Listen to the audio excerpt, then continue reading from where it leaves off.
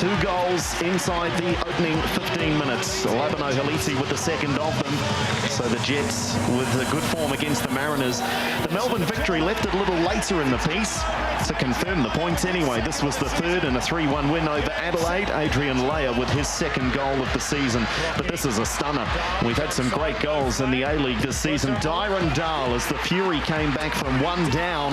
Robbie Fowler scoring the first, and Dyron Dahl. And didn't he enjoy that?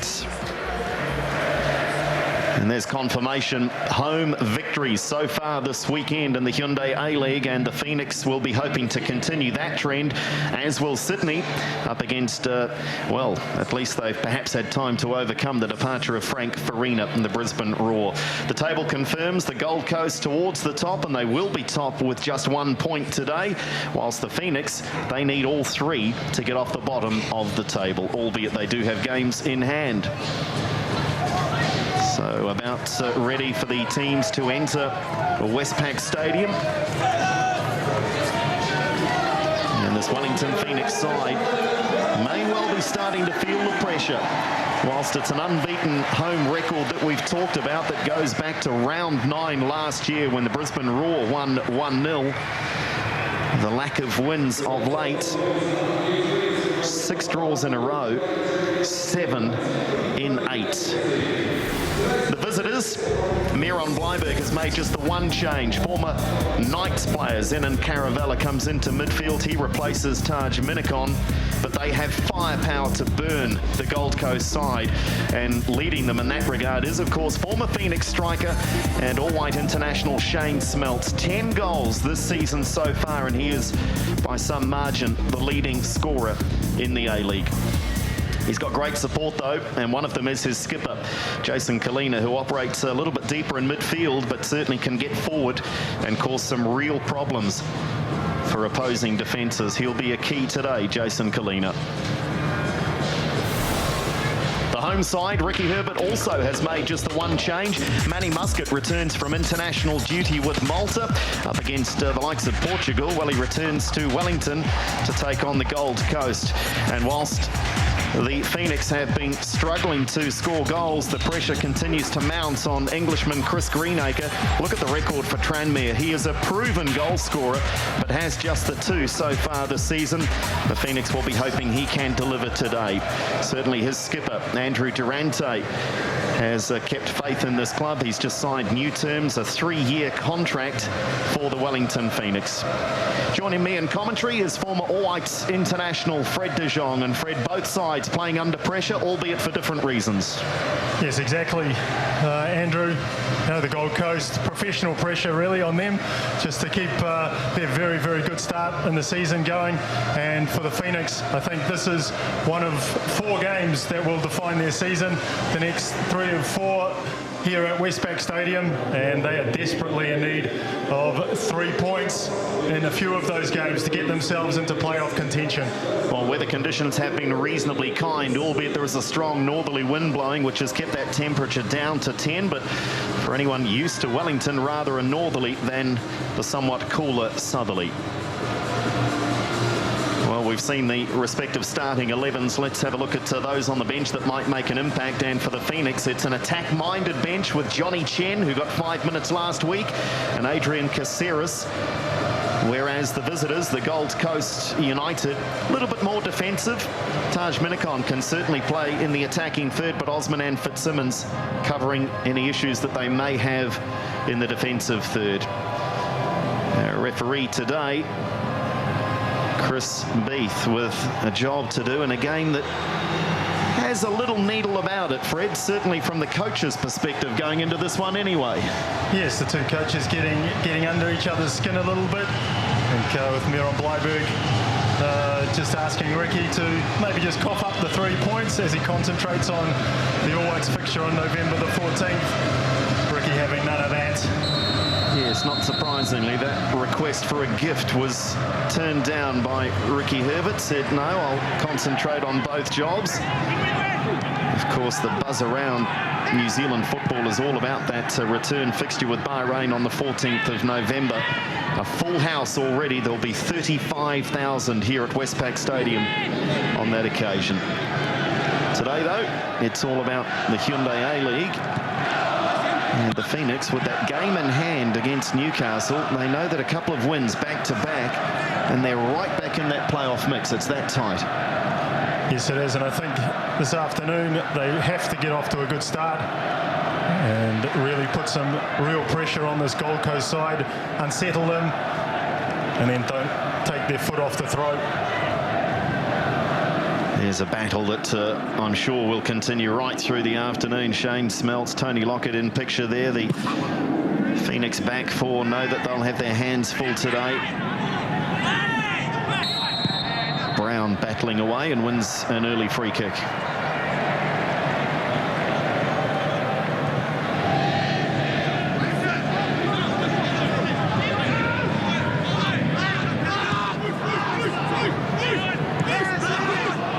Early touches here for the Phoenix before Sigmund decides to rather play it in the defensive third of the Gold Coast side.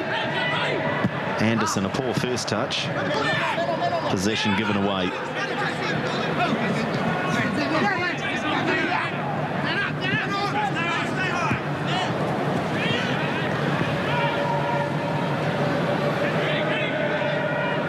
Sebastian Vandenbrink, and here is the skipper Kalina, dropping very deep and given away an early chance. Now shooting chance, and it's just gone wide.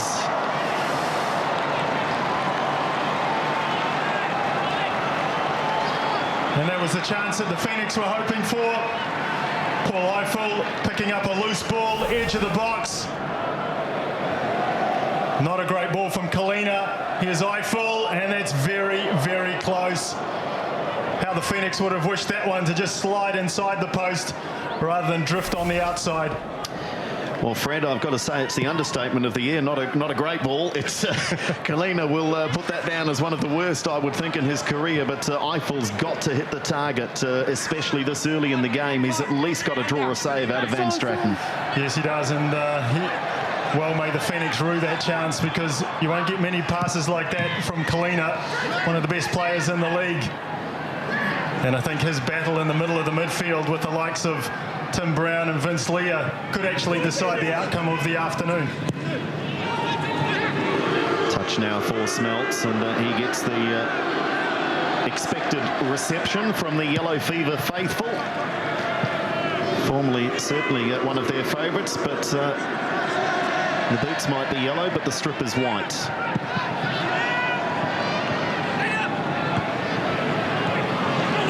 Oh, and there's a strong challenge from Rees, and the referee, Chris Beath, not appreciating it. Neither, I'm sure, did Paul Eiffel. Early delivery and not quite on the money, but you could see the Phoenix trying to stretch the Gold Coast early. And you would hope that the confidence is there from a Phoenix perspective, that they can play an attack-minded game of football. Confidence plays a huge role in any sporting environment, and 6 draws in a row. The players themselves, Fred, must be wondering when it's going to end. Yes, I think it definitely starts niggling in the back of your mind. And I think key is just they haven't been free scoring enough, the Phoenix. They've led a couple of those games, they've let them slip, and but the inability to score a second goal and maybe put sides away really has cost them, because they've coughed up goals later in the game. Nothing given against Vandenbrink. Chris Beath says play on. It looked a clear handball. Here's Eiffel, though, and Vandenbrink recovering well.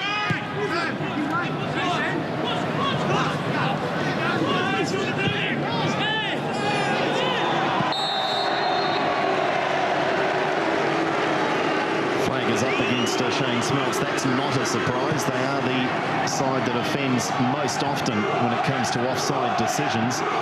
Not sure if that's a bad statistic to have against your name, Fred. Perhaps an indication of they like to get forward and get forward often.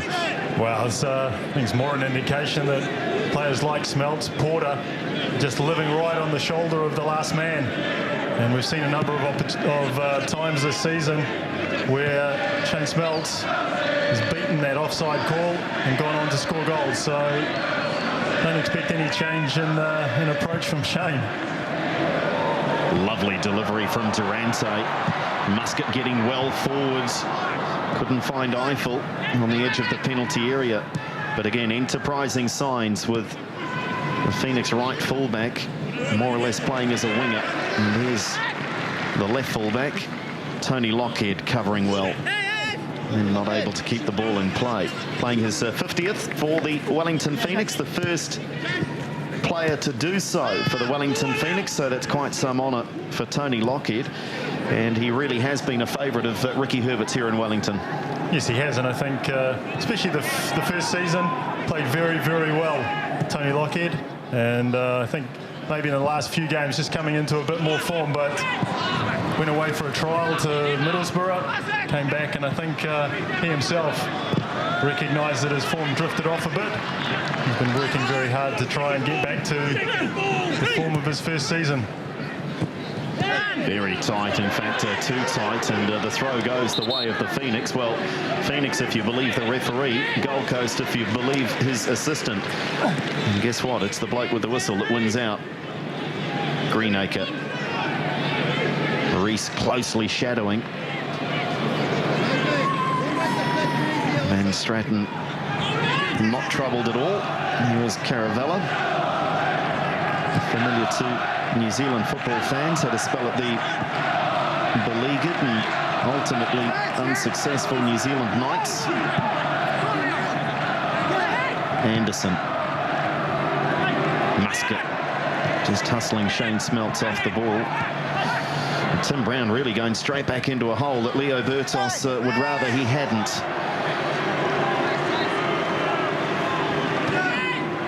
There is every chance, and we've talked about the tete-a-tete before the game between Miron Bleiberg and Ricky Herbert, and whilst it may appear handbags at 10 paces, it does add to the tension and the Shane Smeltz factor as well. There's every chance there could be some feeling in this one today.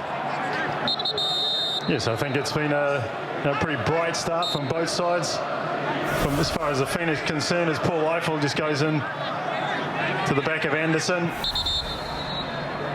Fairly bright start from especially the Phoenix perspective. They're trying to play an up-tempo game, but as you say, Andrew, there's this one could bubble away, and if could get out of hand if the referee doesn't really clamp down. Pantelidis, Kalina, no doubts about the back pass.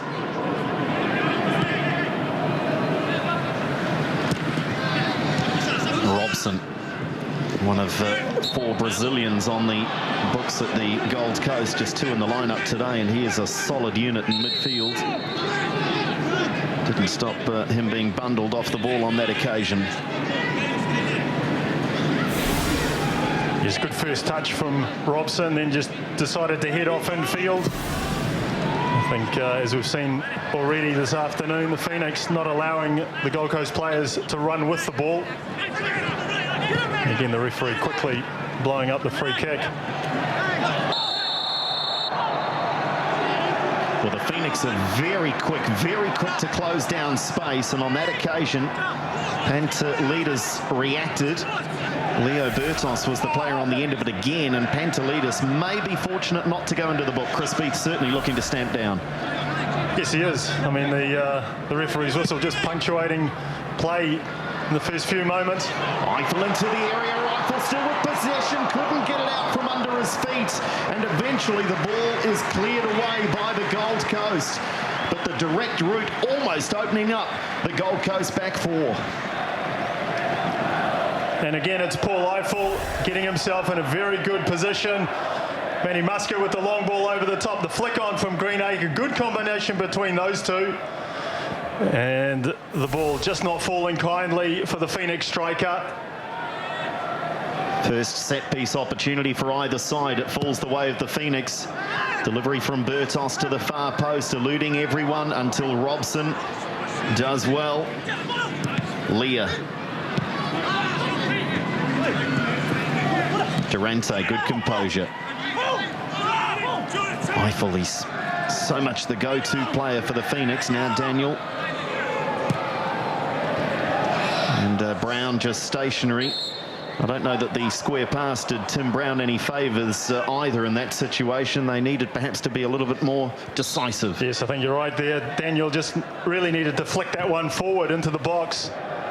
Put a bit more pressure onto the Gold Coast side, who haven't started well, haven't really offered anything in an attacking sense, Gold Coast. It's the Phoenix with the more penetrating play in the first 10 minutes. Well, you were saying, Fred, that the game's been punctuated by the referee's whistle, but also punctuated by late challenges, players leaving a foot in and really giving the referee no choice at this stage. And that's given away by Reese. So the Gold Coast under pressure yet again. Early ball looking for Eiffel, and Stratton was always the favourite.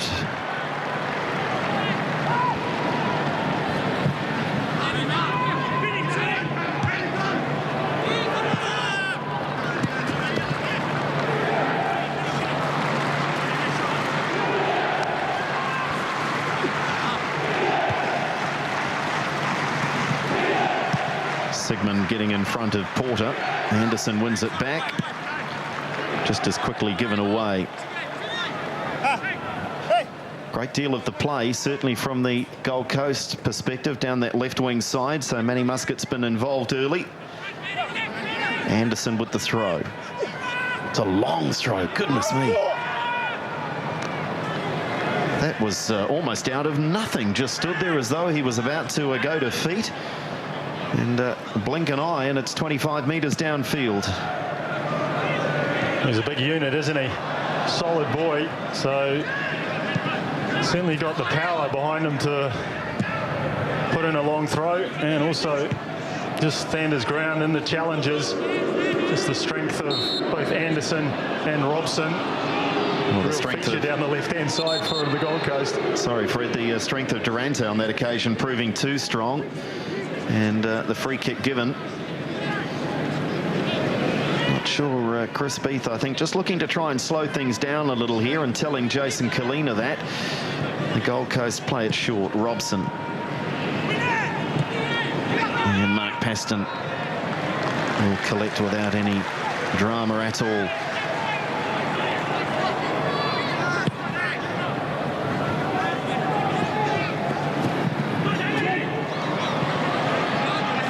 Daniel with a little space. Thwaite into the back of Daniel Shawley. Nothing given.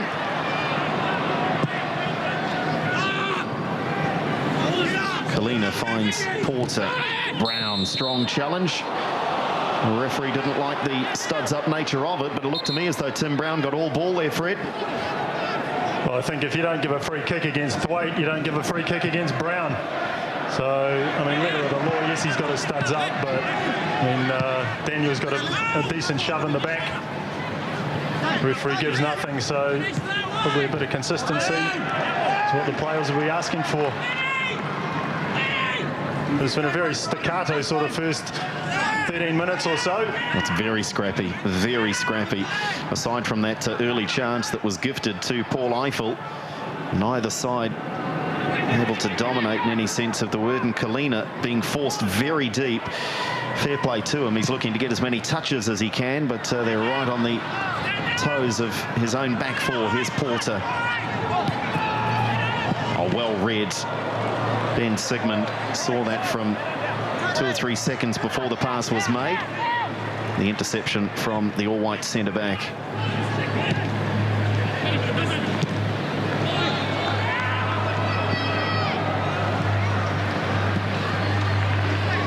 Reese. And again, given away. The Gold Coast lucky to maintain possession. And players turning, looking to the referee. Lockhead now. Leah. And Eiffel bundled over, and this is a continuation through the opening 15 minutes of this game. Very scrappy. On that occasion, Michael Thwaite just bundling into the back of Paul Eiffel. Smart work again from Eiffel. Just waited there. He's heading towards the sideline, just waiting for some sort of contact. As soon as he gets it, goes to ground, picks up a free kick. Daniel delivers. It's a searching ball, not cleared away by the Gold Coast, and it's a scramble at the expense of the corner. Great delivery in from Daniel into that no man's land between keeper and back four. Yes, a very good ball from Daniel. I think the Phoenix, they could get some change this afternoon. Daniel up against Michael Thwaite. Just have to get Daniel one-on-one with the big defender. Bertos from the corner, cleared away by Rees. It wasn't the best delivery on that occasion, and in fact, Chris Beath has seen something off the ball.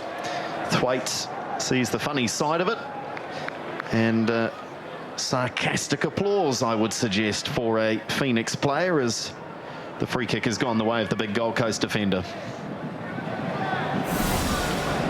See Thwaite on the edge of the box. Paul Eiffel just runs into Michael Thwaite. Again, goes pretty easily to ground.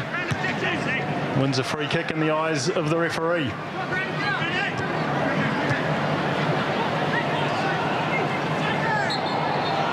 And a soft free kick given away, I think, fair enough. Porter just clipped by Sigmund. It's almost a case of players getting under each other's feet here. The game is very condensed. Kalina might fancy his chances. This is from Leo Bertos' range. Striking towards the goal behind which is the Yellow Fever. Between the Yellow Fever and Kalina, though, is a Phoenix wall. Kalina strikes with the right foot. It's not bad, but at this level of the game, it's also pretty easy for Mark Paston.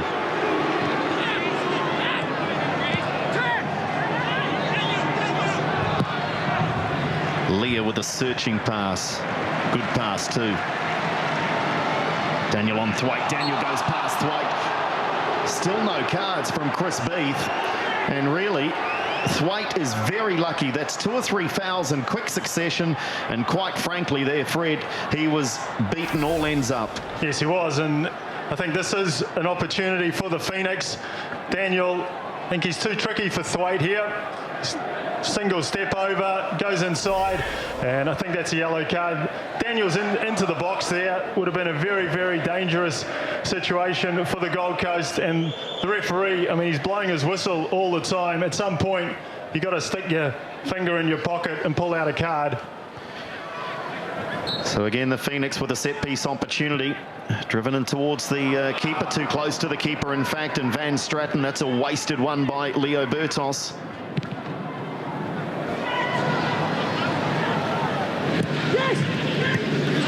Space down the right for Porter.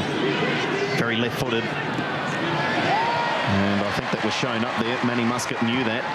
Just kept showing him the right wing channel. It was good defensive work by the Maltese international. Brown getting all tied up, and I think he's been given a favour perhaps by the referee. Free kick taken quickly. Greenacre under pressure, and Kalina picks up the dregs and gives it away. Very uncharacteristic start, in particular for Jason Kalina. Rees into the back of Greenacre. Well, Fred, I've got to suggest in the opening 19 minutes of this that this is threatening to get out of control. And again, it's up to the referee. He's got to start booking some players, otherwise this will just carry on. Every time a player goes to ground, the referee's giving a free kick, and players learn just to go to ground then. So Chris Beath, the way to stop it is to start booking a couple of players. Another opportunity for quality ball into the box, and it's a poor delivery from Daniel on that occasion. Durante wins the first and the second. In fact, it was Muscat winning both headers. Flag goes up. Offside against Paul Eiffel.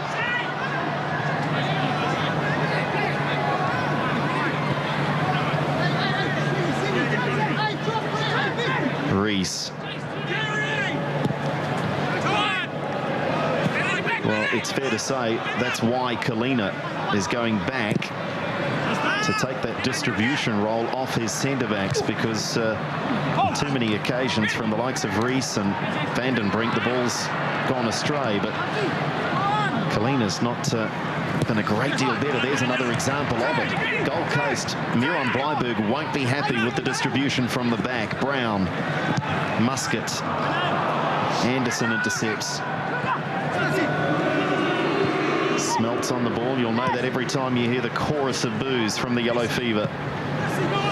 Bit of space now for the Gold Coast. Vandenbrink looking for the run of Smelts. And Durante does well.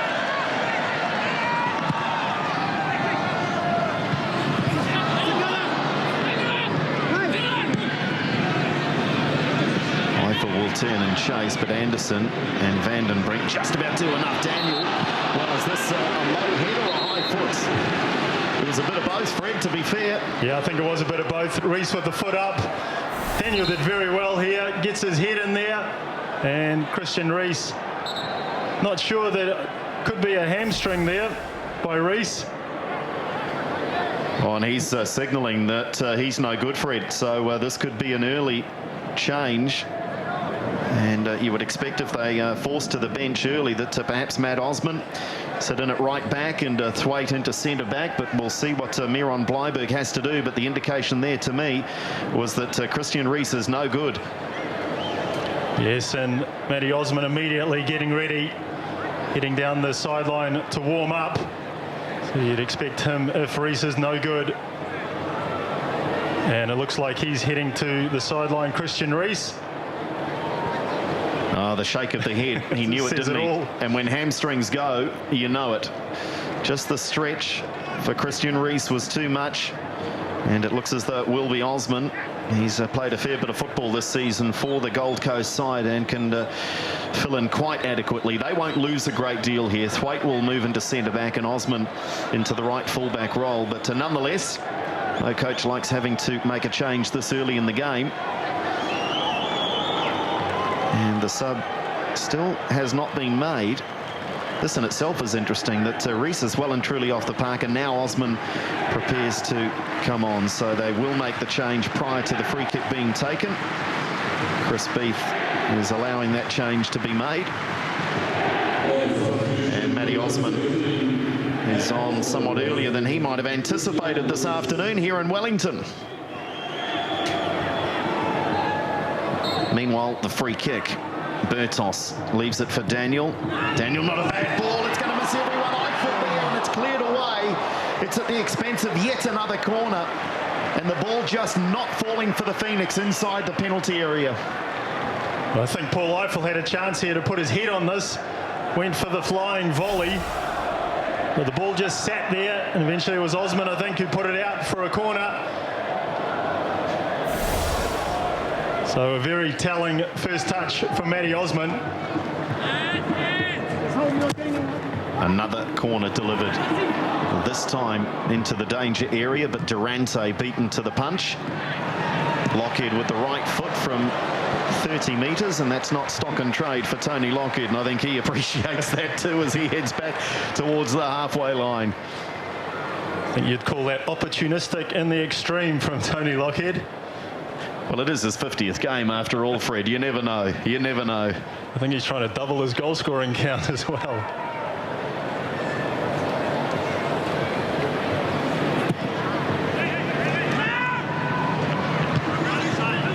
So still no goals in this, but plenty of action, and here's yet more of it. And unfortunately, this is what we've seen far too much of. Both sides perhaps as guilty as the other. Robson is clattered on this occasion. It looks like Greenacre, yeah, with the foot raised, and Robson's every right to try and get out of the road of that one. Bad foul from Chris Greenacre, and he is the first person to go into the referee's notebook. You see, and then there's frustration from the fans and maybe confusion from the players, because that's simply a case, Fred, of the referee losing patience. It's not the worst foul of the game so far, but the referee's just had enough. Yep, referee just saying enough's enough, lads. There's an opportunity. Oh, the touch was far too heavy, and Smelt's flat-footed as well. But having said that, I mean, not a great tackle from Chris Greenacre. Just with a big the stamp onto Robson's foot. So I don't think he can have any complaints about the booking.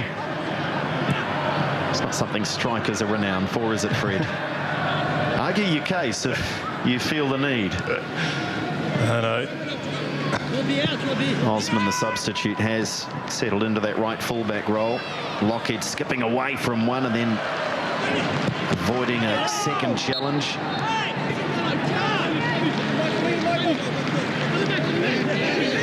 You can see the urgency. The Phoenix are really trying to play this game at pace.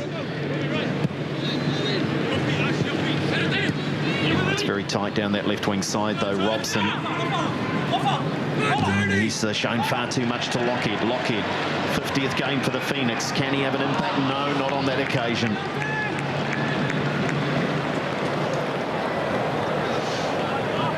Something you like to see Tony Lockheed do when he's really on top of his game. He gets forward, and that combination of him and Daniel really can pay dividends for the Phoenix. So early indications this afternoon. Tony Lockheed looking to get forward, looking to support the strikers.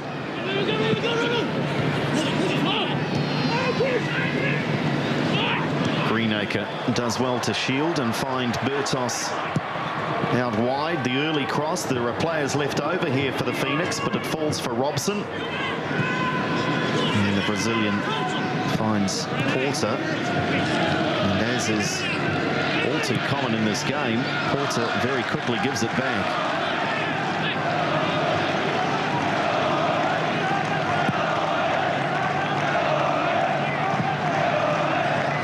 There has been talk during the week that Paul Eiffel needs to play a little more centrally alongside Chris Greenacre.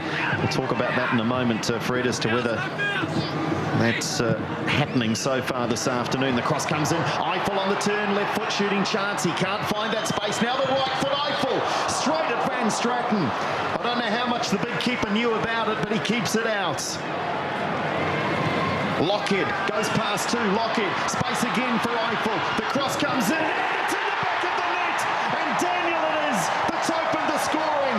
And the Phoenix, you've got to say, have a deserved lead in this one at Westpac Stadium.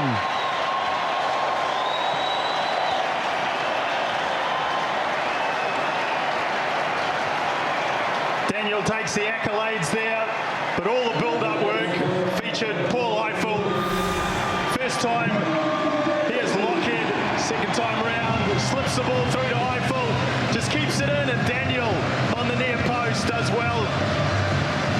And we've talked about Tony Lockheed getting forward in support. Perfect example there.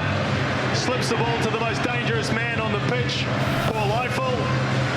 And Daniel, who's had a very good opening half hour, puts the Phoenix ahead.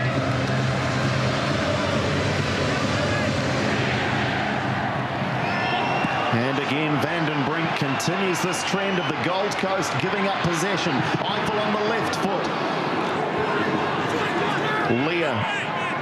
The issue for the Phoenix this season has been scoring the second goal. Eiffel, and it goes too high, just standing back a little off balance. And boy, has he been involved.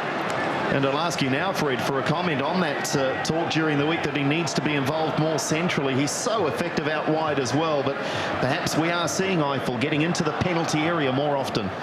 Yes, you can see he gets this ball, pulls it down, and then lays a great left foot volley. Just can't get it on target, but putting him in the middle next to Greenacre, you can see straight away this afternoon he's at the heart of everything good that the Phoenix have shown. Set up the goal playing wide, so I think it's more a matter of the Phoenix playing to his strengths, because if he's on the ball, he's dangerous. Kalina looking to settle his side. Caravella. They've just been harried and bustled every time they've had possession, the Gold Coast. And the Phoenix, clearly it's a part of the game plan to shut them down, not give them any space in which to relax. Lockheed goes long. Vandenbrink doesn't deal with it. Greenacre does. Vandenbrink gets a foot. Free kick given away. Well, I think one thing the Phoenix are doing very well as well, they're not letting Kalina be the playmaker. All the play out the back's coming from Vandenbrink and originally Christian Rees and now Michael Thwaite. And with those guys playing the ball forward, the Phoenix are picking up the scraps. So if they can just keep Jason Kalina off the ball, then they might find themselves with more possession than they would be used to. Of course, Daniel was the most unlikely starter in this one. We'll mention that in a moment. A ball played in again, just over the top of Leah. Still there for Brown. Can't get any purchase on the shot. And the Phoenix looking to press and get that second goal, but the Gold Coast survive. But Daniel, of course, limping out of the game last week with what was described as a hyperextension of the knee. He was rated most unlikely midweek. Ricky Herbert will be more than pleased that Daniel's passed a fitness test, having scored the opening goal. Offside here against Paul Eiffel. Well, I think Daniel's a player also that when Paul Eiffel plays in the more in the middle, he gets a bit more space out wide. And we've seen on a couple of occasions already Daniel exploiting that space, especially when you see Vince Leah or Matty Muscat with the long crossfield pass. Gives him time to take his defender on. Well, a good half hour into this one, and really you've got to suggest that the Phoenix are bossing this game. That anything that Porter and Smeltz have had is really long ball stuff that they've had to scrap for. And again, the Gold Coast good possession away. Smeltz has to go back into midfield and pick up the pieces. Now a chance for Anderson. Easy for Durante. Durante, in fact, able to continue the run. Goes past another, then down. And expectation there from the Yellow Fever, certainly, that another card may have been shown, but Pantelides gets away with that one. Yeah, great run from Durante. He's taking the responsibility to bring the ball out. And that really does put the opposing midfield under pressure. And I think terrific for the Phoenix that Durante signed for a few more years. That's a great touch from Eiffel. Daniel with space. Chance for the early cross. Eiffel getting on the end of it, and the clash of heads here. Eiffel and Vandenbrink go down, and this will see, I'm sure, both physios out there, because this was an accidental clash, but clearly both players just clashing heads as they were totally committed to the cross from Daniel. And I don't think Michael Thwaite knew much about the ball when it did come past. Thwaite here is straight off his head. That one could have gone anywhere. But a sickening clash of heads just in front of Michael Thwaite there. Both players up on their feet, which is good to see. And I think, especially for the Phoenix perspective, they don't want anything to happen to this man. A bit of blood there on the top of the head from Paul Eiffel. Certainly starting to fill up the stat sheet, isn't he, Paul Eiffel? And not sure he's too keen on the addition to the playing strip, Paul Eiffel, but he might finish up with a good old-fashioned number 8 headband as the corner is delivered. Near post, just over the top of Tim Brown. Bertos, back heel for Leah. That's about all that Vince Leah, I think, was hoping for there, to collect the corner as the repair job continues on Paul Eiffel. So the Phoenix down to 10 at the moment. Vandenbrink was up and okay, so they're at their full complement. Near post ball, and again off the crossbar. Well, what an opportunity. Ben Sigmund almost getting that elusive second goal for the Phoenix. Powerful header at the near post. And already there are 2 or 3 moments that the Phoenix, whilst they're not regretting them right at this moment, we know what happened last week with 5 minutes to play. Up pop Robbie Fowler for an equaliser, and the Phoenix will be hoping they don't leave themselves susceptible to a repeat dose today. Yes, the Phoenix, when you're dominating a match like they are here, you have to make it count. Here they come again. Bertos on Osman. Osman's done really well, the substitute, forcing Bertos into an area that he'd rather not go to. And Chris Beath says goal kick, but what a moment earlier for Ben Sigmund. He has scored one this season, and in similar fashion, but the crossbar coming to the rescue of the Gold Coast. This phenomenal jump from Sigmund. Just so difficult to mark. Ben Sigmund commits his whole body to the cause from corners like that. And this time, it was only the crossbar that saved the Gold Coast. Well, back there doing what he's more recognised for at the expense of a corner, though. So the first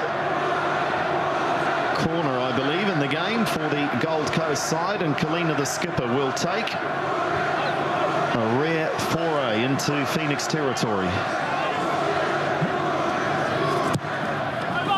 It's not bad. Paston was in no man's land, and a second opportunity, he grabs it.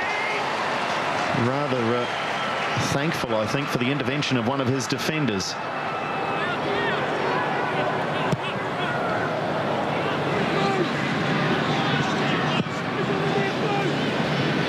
The Phoenix are in territory that is not too kind to them. In their last 5 matches, Fred, it's a statistic I know that can be manipulated, but in their last 5 matches, the Phoenix have not scored after the 30-minute mark. Well, I mean, it shows that they come out well, but then they tend to go to sleep after half-time. And also, I think opposition teams, especially I think the Phoenix have led the last 3 of the last 4 games where they've drawn, and so they haven't been able to hold a 1-0 lead. I think that's the statistic that's more telling for them. In the way in the second half they've let opposition teams come back at them. Case in point was last week against North Queensland. Dominated the game like they are here. And then when North Queensland picked up the pace in the second half, Phoenix couldn't hold on. So crucial that they get a second goal. And with the chances that they've had so far, Andrew, I think they'll be kicking themselves if they don't. Well, this is a very late challenge, and it's on Tim Brown, and we see a card. So the yellow cards are all squared up, and they want to have another chat about it, do they? It's Steve Pantelidis, who's been summoned by the referee. Beath, I'm sure, has already displayed the yellow card to Pantelidis, but that's 2 or 3 times that he's been involved, and this clearly was a very late challenge on Brown. Yes, Pantelidis getting a real talking to from the referee. Not a good challenge, this one. The swing of the leg upends Brown. To his credit, Tim Brown didn't roll around in agony for too long. Just got up, as is his style, to get on with the game. It's just as well he had the spring in the step to clear the challenge, Fred. He may not have been skipping up quite so quickly. We said it early, plenty of feeling in this. Strong challenge from Leah. Thwaite now with the number 3 on the back, operating in the heart of that Gold Coast defence. Caravella gives it away. I think Miron Bleiberg is about to give his side a real dressing down at the half-time break. It's another corner for the Phoenix, but how long can the Gold Coast survive as they continue to give possession away? And this, the 5th Phoenix corner. In fact, it's corner number 6 for the Phoenix to 1 for the Gold Coast.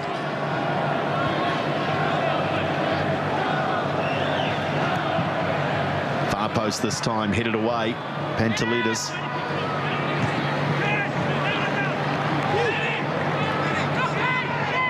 Eiffel. Caravella saw the danger and did well.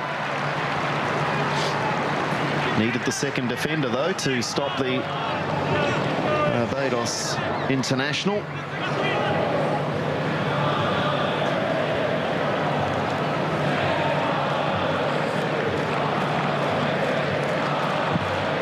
So I'd like to see the Phoenix, especially on the corners and the wide free kicks that they get, maybe try and emulate what they did the corner before. Just put it on the near post and let the likes of Ben Sigmund come charging in. Seems to be that when the corners, they play the corners deeper and the free kicks, definitely not as effective. And so far, the delivery been pretty good for the Phoenix on the set plays. Leah dwelling on the ball too long, putting himself and eventually his teammates under pressure, but Paston clears the danger. Pantalidis, space down the left now. Flag stays down. Porter, time to pick his spot. Looking for runners in the penalty area. Not a bad ball, but well defended by Durante.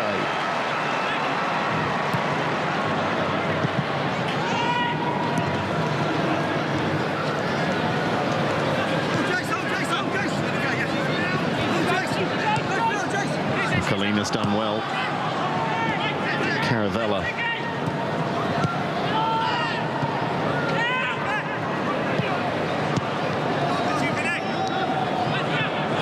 Eventually all too tight, and Leah with some composure until he passed it straight to a Gold Coast player. Daniel lucky to maintain possession.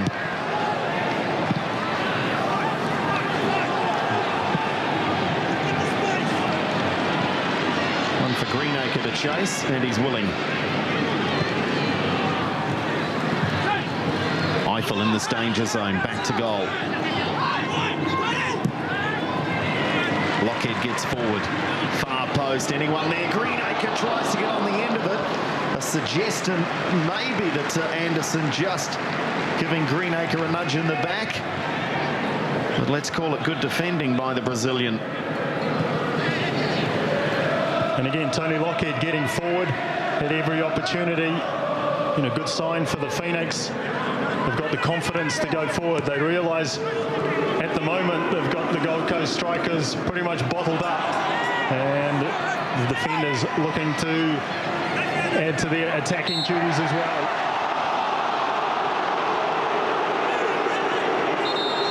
Well, there's some real feeling in this, and Ben Sigmund, initially the conversation was with referee Chris Beath. Zenon Caravella's decided to intervene. There is plenty in this one. Not a great deal in the challenge, Fred. No. Sigmund didn't feel there was a foul. There is a degree of shirt holding there. But Caravella decided that the flyweight would step up a couple of divisions and have a go against the heavyweight in Sigmund.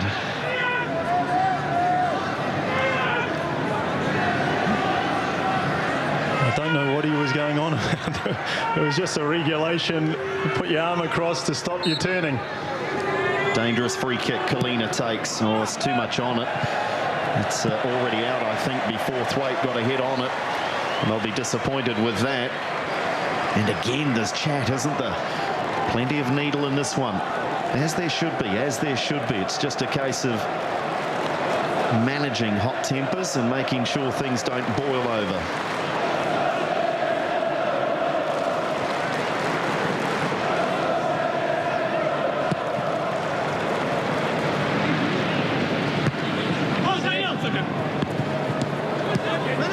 Lovely touch from Daniel. Leah needs to turn out of danger, and he does well.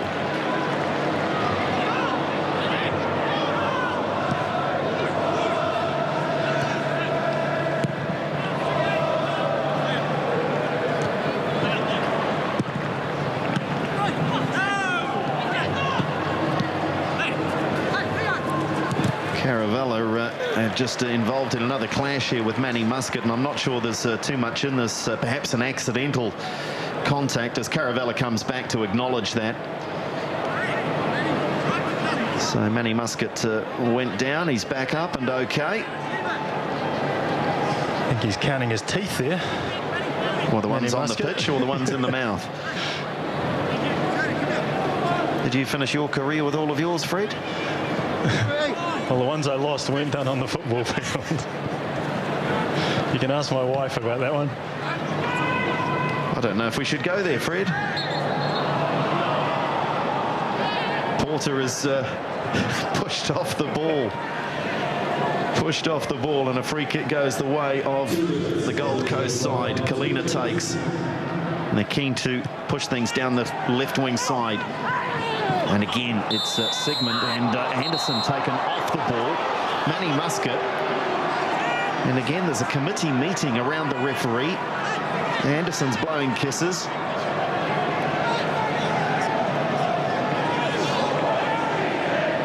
Not quite sure where to look at times here, Fred. On the ball, off the ball, there's plenty happening. Into 2 minutes of stoppage time to be added in this first half. And it's crucial here that the Phoenix don't concede. As another player goes down in the box, plenty of pushing and shoving. Referee trying to get on top of it. But vital for the Phoenix that they go in 1-0 up. Kalina delivers near post ball, almost getting a toe on it was Van den Brink. Any deflection on that angle at that speed and it could well have troubled Mark Paston, but the Phoenix survive. Yeah, great touch from Durante there. Kept his eye on the ball as it came past Van den Brink. He got the ball away. Now a chance for the Phoenix to break. Eiffel looking to stretch the Gold Coast back for Greenacre, almost falling for the Phoenix striker. He goes down, nothing given. Probably nothing in it. Yeah, good decision that one from the referee. He was right on top of it as well. Still danger times here for the Phoenix. Porter over the top looking for Smelts. Straight into the arms of Paston.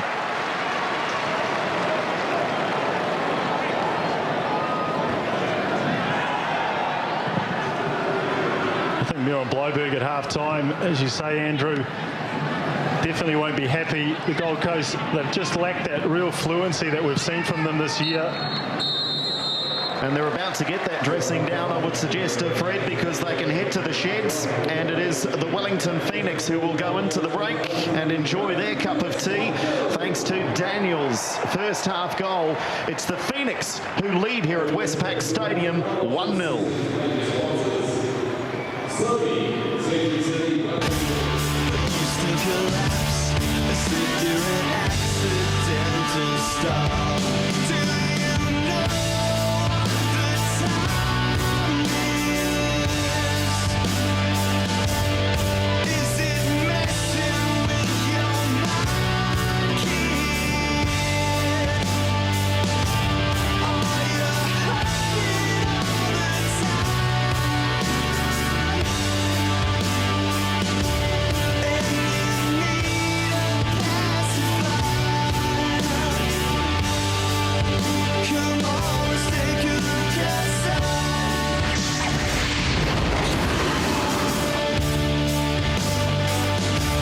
Half-time, time to grab a Hungry Jack's Whopper. The burgers are better at Hungry Jack's.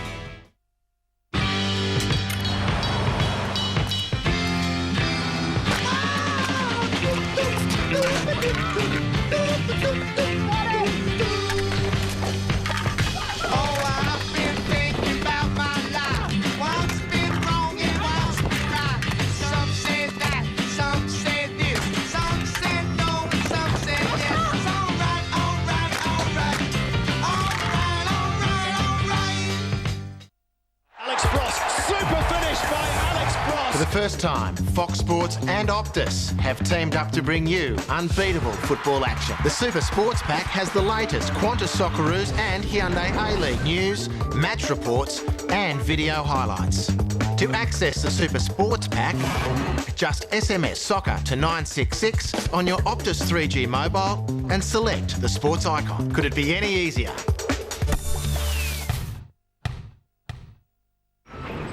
For over 20 years, Hyundai work vehicles have been known for being powerful, hard-working and rugged.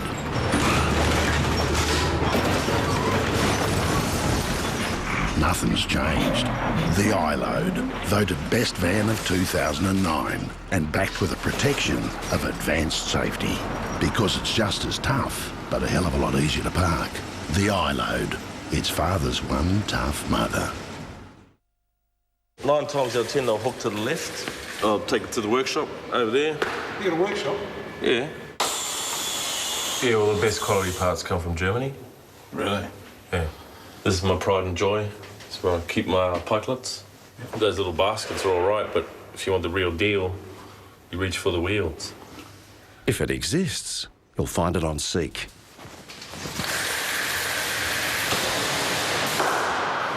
Fixed. I just hope I can make Lizzie as happy as you guys obviously are.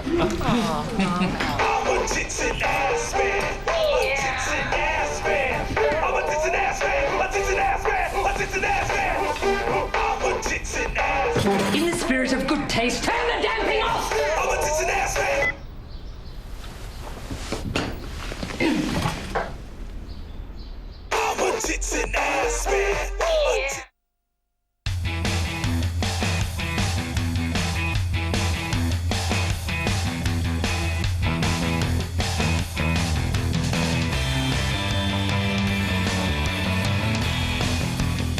Stunning value now comes in 3 sizes. Hungry Jack's cheeseburger stunner deals with small fries, small Coke and a sundae, plus a triple, double or single cheeseburger from just $4.95. The burgers are better at Hungry Jack's.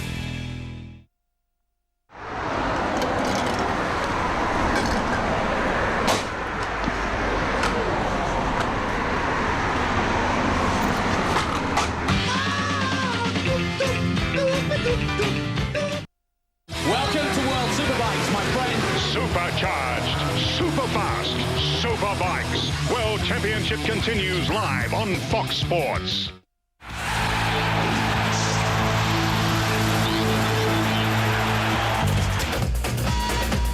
Time here at Westpac Stadium, and Miron Bleiberg with plenty to talk about and communicate to his players, and he's a busy man in the dressing room. Fred de Jong, you would expect changes, if not to personnel, then certainly to the shape of the visiting side.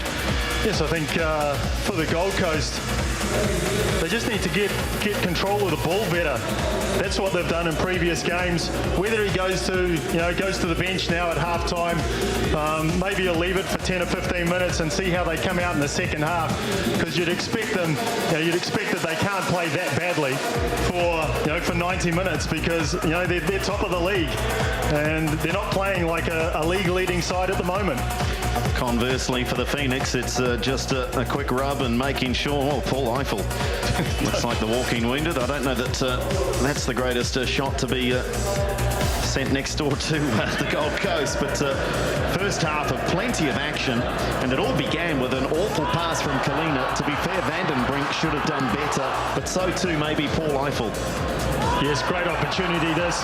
The defence is not expecting such a bad pass. He gets the ball on the edge of the box, has to hit the target there. A combination again between Greenacre and Eiffel, and just couldn't get it out from under the feet. No, difficult ball here, bouncing. There's a hint of handball from both players there. And a shake of the head there, you can see a bit of frustration. And again, it's Eiffel almost on the end of this Daniel free kick, albeit through a gaggle of players. And it was first half substitute Osman who eventually got it away. And again, Fred, it's all about Paul Eiffel. Yeah, it's the Daniel Eiffel show in the first half, isn't it? And this is what he does really well. He's got that ability to open up a yard of space. Keeper knows nothing about it. Comes through the defender's legs, and then the resulting play, Tony Lockyer does well, Eiffel does even better, and Daniel finishes it off perfectly. It's a very good finish, isn't it? Let's give credit to Daniel here. He's really hit that at 100 miles an hour, the classic run across the near post. He's stretching for that as well, on his favoured left foot, and now Ben Sigmund, as we talked about, get the ball on the near post, let the big defender charge at it, and this time the crossbar comes to the saviour of Jess Van Straten. Well, if the highlights suggested it was one-sided, the stats certainly back it up. Certainly, I think the key one there, Fred, is time in opposition half. The Gold Coast have just been camped at their own end. They've got nothing going forward, the Gold Coast. I think Shane Smeltz has just been unemployed in the first half, and you can see their shots on goal, 9 shots to 1, and the shot that Jason Kalina put into Mark Paston was a pretty tame effort as well. So the Phoenix really dominating proceedings. And you can see here that the Phoenix with a number of opportunities from right in the heart of that Gold Coast penalty area. And a number from outside of the area as well, but they have dominated. The shot chart from the Gold Coast, quite frankly, it's not worth showing. just the one, and straight into the arms of Mark Paston. So the Yellow Fever fans, they'll be well pleased with that first half showing, if a little nervous, because this has the fury written all over it. They led 1-0 at the break, and they couldn't get a second goal. But Paul Eiffel, as you say, the Daniel and Eiffel show, but he's very strong, technically very good, and getting into the right places. And I think you've seen over the last few weeks, he started off the season well, but as he's got fitter through the season, he's come on in leaps and bounds as well. Paul Eiffel has that ability to create space, strong on the ball, and this man is probably the best asset that the Phoenix have at the moment. Well, conversely, Shane Smeltz has hardly had a look in. And I'm sure that most of what we're about to see is Smeltz surrounded by Phoenix players. Yes, he's been given no delivery here, and straight away you can see as soon as he gets the ball, there's 3 Phoenix players around him. All he can do is just lay it off. So don't write this man off, though. How often have we seen it when he's played for the Phoenix? You don't really see him until maybe, the 70th, 80th, even the 89th minute, where he'll pop up, beat his man, and then rifle one into the top corner. Yes, well, head-to-head, as we say, it doesn't make great reading for Smeltz, but that is one half of football with 45 minutes still to go. And the problem for the Phoenix has been scoring second-half goals. The problem for the Phoenix has been finishing opposing teams off when they've dominated early in the proceedings.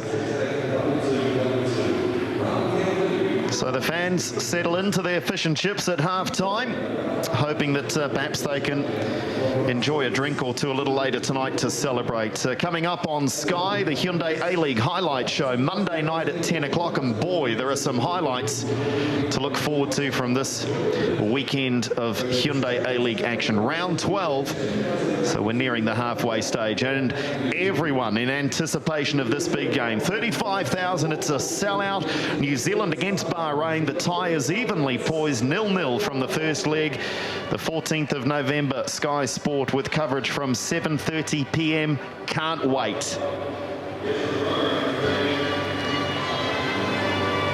So the Phoenix enjoying the better of the opening 45 minutes, but they've done this before. They're on the back of a 6-game run of draws. It's a Hyundai A-League record. Can they break it with a win? We'll find out in a moment or two.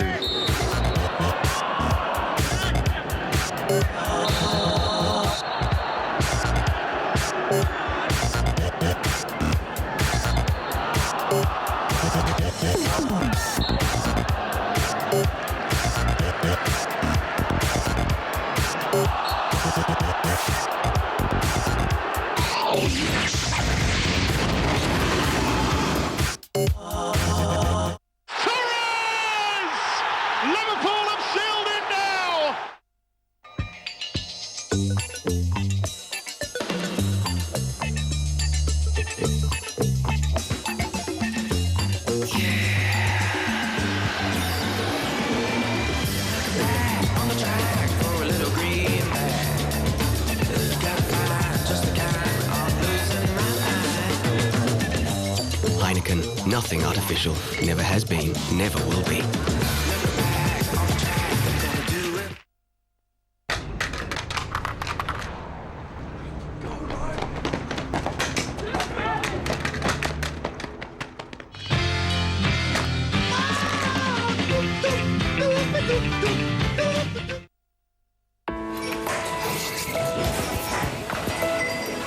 Meet Janine.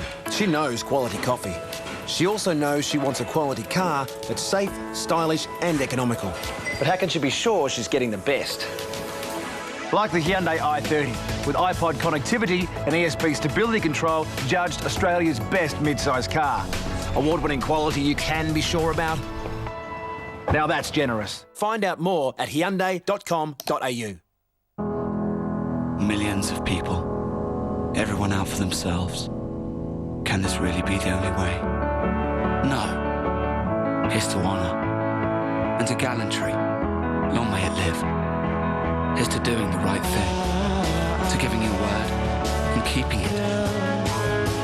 Here's to a code of behaviour that sets certain men apart. Here's to us. Shivers. Live with chivalry. super finish by Alex Prost. For the first time, Fox Sports and Optus have teamed up to bring you unbeatable football action. The Super Sports Pack has the latest Qantas Socceroos and Hyundai A-League news, match reports and video highlights. To access the Super Sports Pack, just SMS soccer to 966 on your Optus 3G mobile and select the sports icon. Could it be any easier?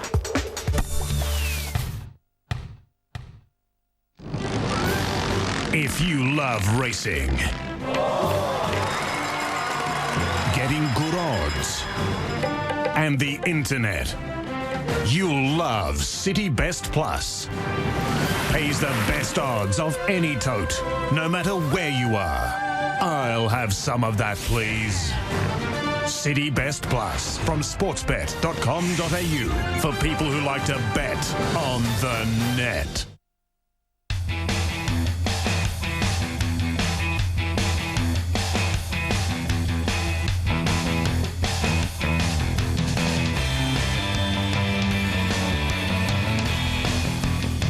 Stunning value now comes in 3 sizes. Hungry Jack's Cheeseburger Stunner Deals with small fries, small Coke and a sundae, plus a triple, double or single cheeseburger from just $4.95. The burgers are better at Hungry Jack's.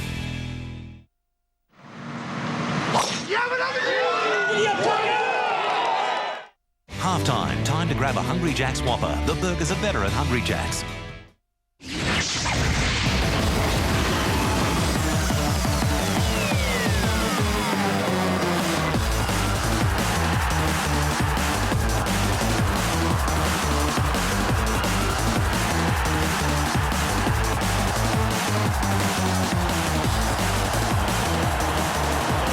Daniel, one of the stars of the opening 45 minutes, just how long he will last will be telling. Coming into the game with a knee problem. Paul Eiffel's been in the wars, but those two players hugely influential in what is, after all, though, just a 1-0 lead for the Wellington Phoenix. They just could not find that second goal. Jason Kalina will be wanting to put that first half performance behind him personally, as well as behind his team. The Yellow Fever in pretty good voice this afternoon. 1-0 the Phoenix lead, but it's been a long, long time since they scored a second half goal in the Hyundai A-League. Well, if the Gold Coast wanted a better start to the second half, Miron Bleiberg didn't get it. They've got it back again, but amazing the number of times possession has been turned over. Here's Osman. And Toledas goes down. Vince Leah, the player with the lazy leg, out tripping the Gold Coast midfielder. Yes, Pantelides here just gets upended edge of the box. Straight away you can see more urgency from the Gold Coast team. And I think intensity would be the word that the Phoenix should bear in mind in the second half. They have to keep the intensity up. They really hassled and harried the Gold Coast in the first half. They have to do that for 90 minutes. So Porter to try and strike this, you would think, around the wall. Plenty of runners, and that is not the end result that they were after. Quite incredible that I think caught between two minds, and we have had a change, but it's not the change that you might have expected, because Scott Higgins has replaced Jess Van Straten. You've got to assume that that is injury related. You certainly couldn't blame Van Straten for any of the defensive or midfield woes, but Miron Bleiberg, that's the second change that we'll assume he's been forced into making. Shane Smeltzer's caught late here. And Ricky Herbert will be in two minds. He'll be looking at that with his heart in his mouth, thinking of November the 14th, but Smelt's okay, albeit a little sore. Osman again with space, trying to deal with the sun as well as the Phoenix defenders. Robson, it's a teasing ball, isn't it, over the top, and it's unorthodox, the block from Durante, but it was effective.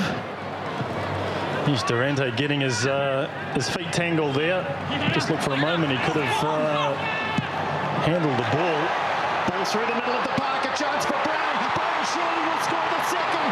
Tim Brown! The Phoenix have their second half goal. It's disastrous for the Gold Coast, but Tim Brown with a goal.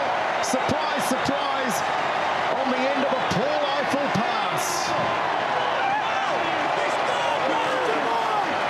Well, this is what Tim Brown does really well, and he does it for 90 minutes every week. He tries and gets forward at every opportunity. It was Eiffel through the guts of the Gold Coast defence. Tim Brown rounds the keeper, takes an extra touch to make sure, then just rolls it into the net. And it was this combination that scored the goal last week against Queensland. And they've come up trumps again. Well, the Gold Coast defence, quite simply, it was a disaster. The vision from Paul Eiffel was stunning. But Miron Bleiberg, you would hardly think, if anyone had just arrived from a different planet, Fred, and watching this game, they would feel the Phoenix are surely the side playing for the top of the table and the Gold Coast the bottom. Yes, and it just shows that how close this league can be. Anyone can beat anyone on their day, and today it's the Phoenix who are really bossing this game. And it'll be very, very interesting to see how the Gold Coast react to this, because if they are to go on and do very well in this A-League competition, how they react to going 2 goals down against the bottom place team really will tell tales. And Tim Brown is now the leading scorer for the Wellington Phoenix with 3 goals. Just sneaking past a gaggle of players. The opening 5 minutes of this one has seen Phoenix players defending somewhat in unorthodox fashion, but they're doing the job. Tony Lockhead will hope that his side can continue and pick up 3 points in his 50th appearance for the club.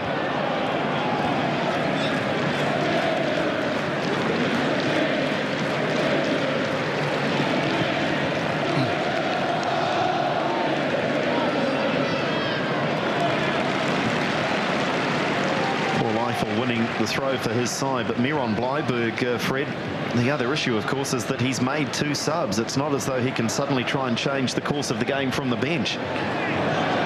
No, and I think we're not sure about the goalkeeper, but you'd have to say it is an enforced substitution, and so he's had his hand forced in the 2 substitutions, with Christian Rees going off first, then Jess Van Straten for Higgins. So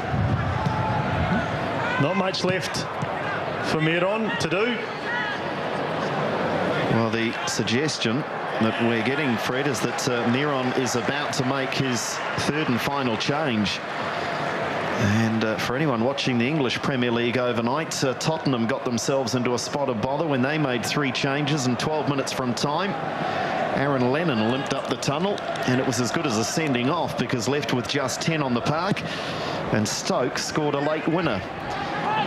So Miron Bleiberg is going to play every card in his hand and play them early.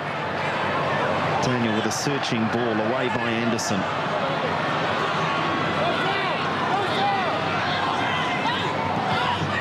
Bertos well controlled, well corralled by Caravella and Anderson, but they give it away again.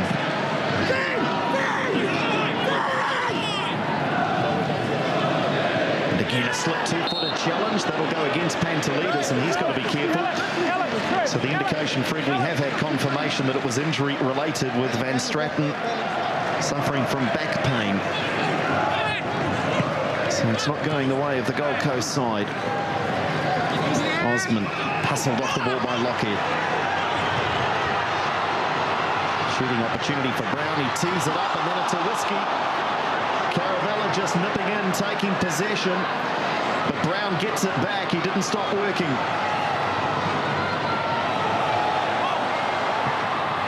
Oh, that is just too easy. That is just too easy. Well, the Wellington Phoenix have threatened to tear a team apart, and they are about to do that. It is 3-0. Paul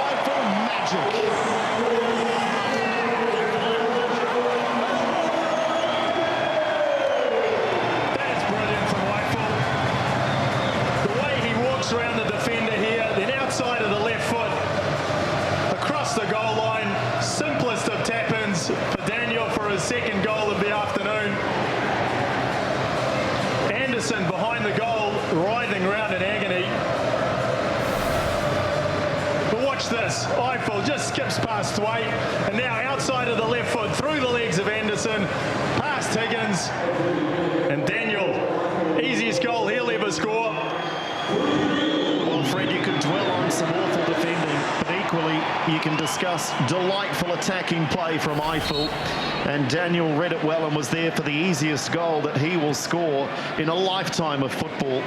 And it just goes from bad to worse for the Gold Coast side, because they're 3 down and they're 1 down on the park as well, because still Anderson is off the park.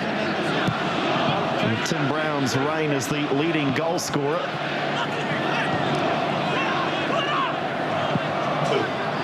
So 2 for... I was about to say he'd been joined by Daniel, but he hasn't. But let's stay with this. Greenacre looking to get his third. Greenacre away. Higgins. Greenacre surely will score. It's 4.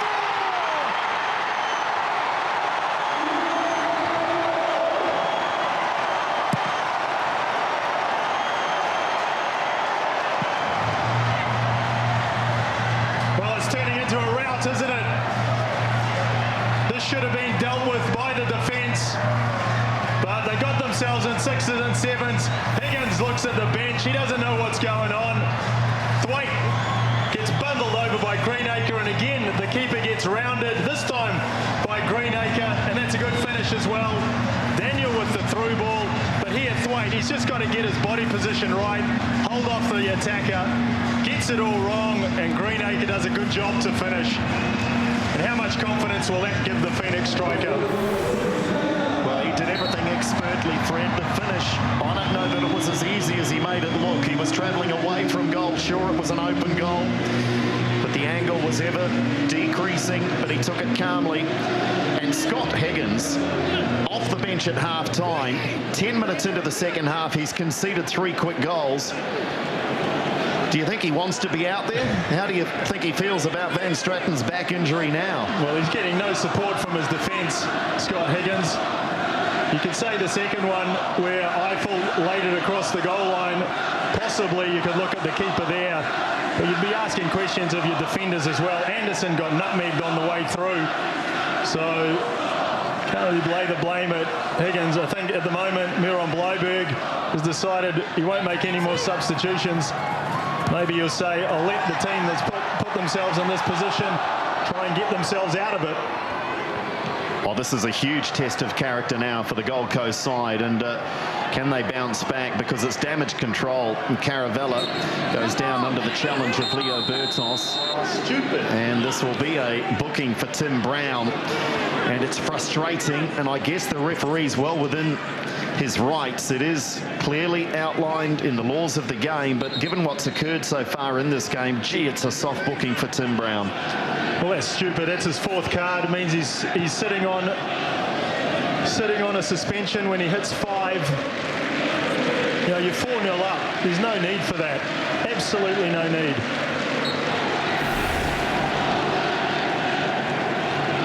Yes, it's a foul. He's knocked the ball away first, and then he's just taken another stab at it. So, not intelligent play from Tim Brown.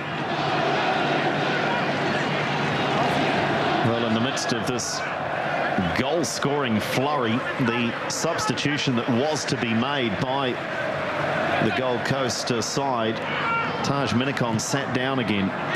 Initially, I think they were just checking on Anderson to see if he's going to be able to continue. So far, he looks okay, but it was Pantelides who was going to be removed from the game.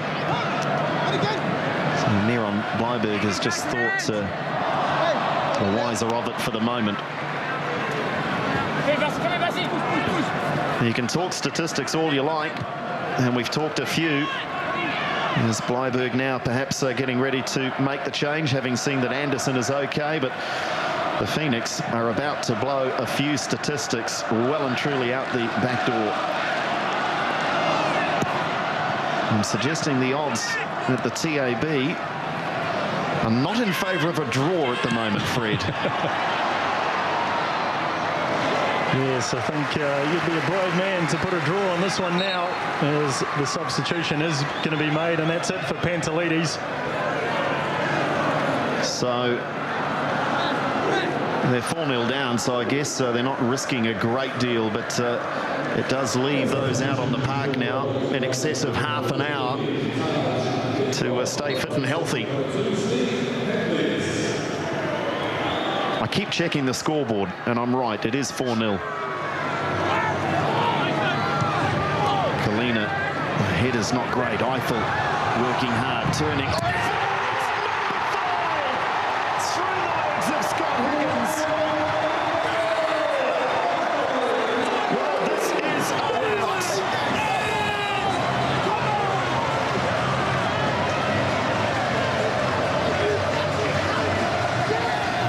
This is unbelievable.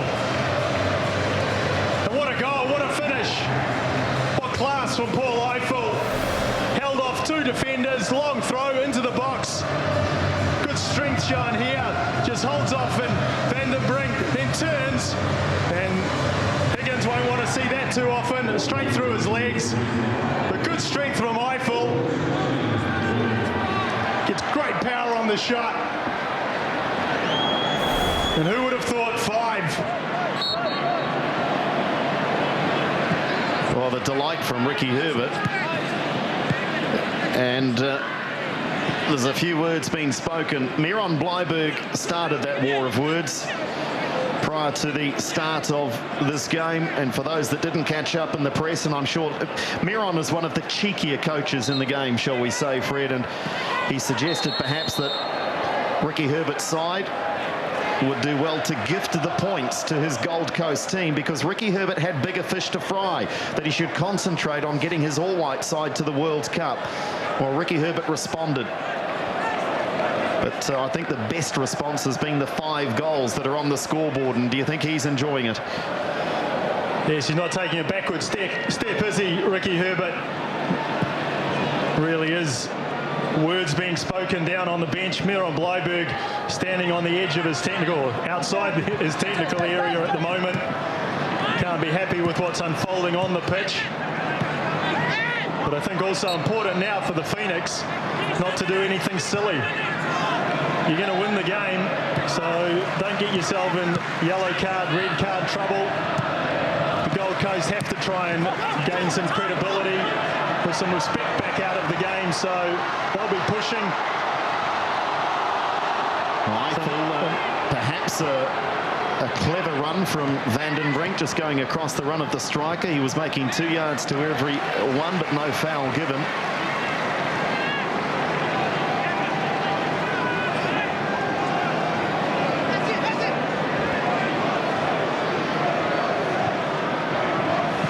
Greenacre not able to control Kalina.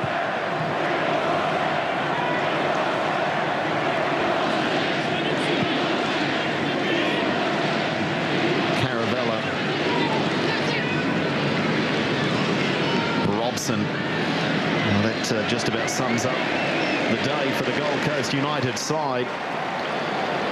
So many of their stars have just not fired, and nor have they been allowed to fire up by a comprehensive Wellington Phoenix performance. Anderson.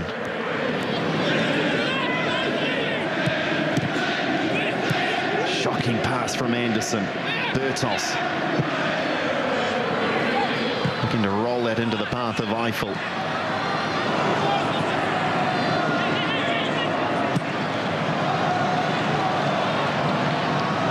Little space here now for Robson getting forward, and more space on the left here for Porter. Wouldn't quite fall on his favoured left foot. But the Phoenix just guilty there of going to sleep a little at the back. 3 and 4 players surrounding Robson. No one looking at Porter.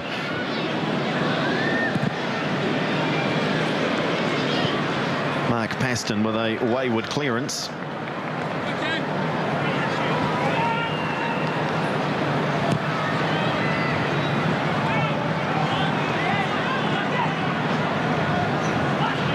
Just a lull for a moment or two here after the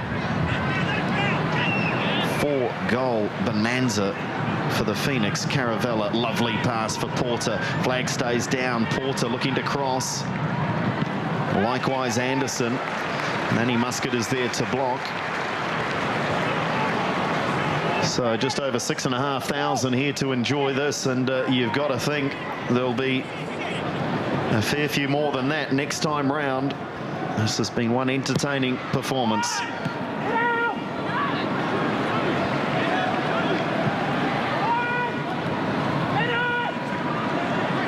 Eiffel back doing the defensive duties against Anderson.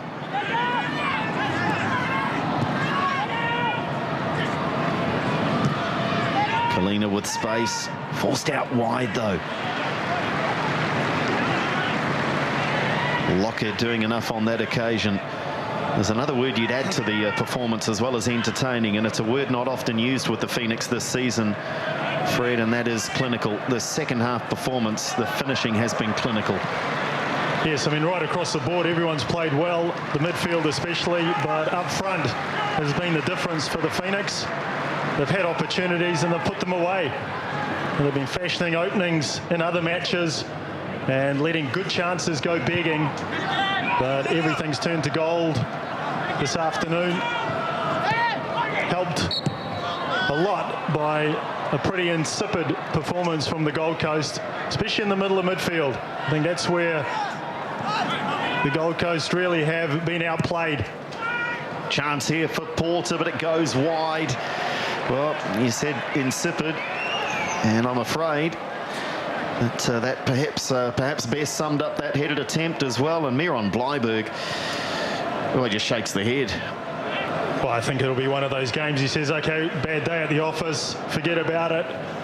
You know, we're near the top of the table and we'll work on it this week.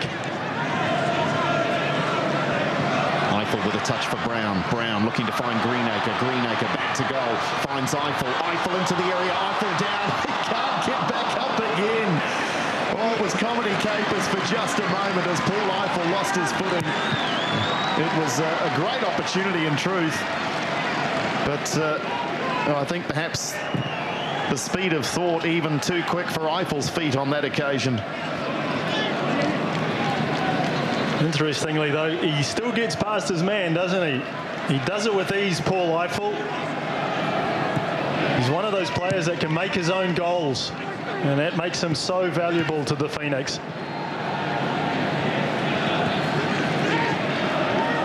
Caravella not on the same page as Robson. Muscat goes long. Daniel misdirected his attempted pass with the header.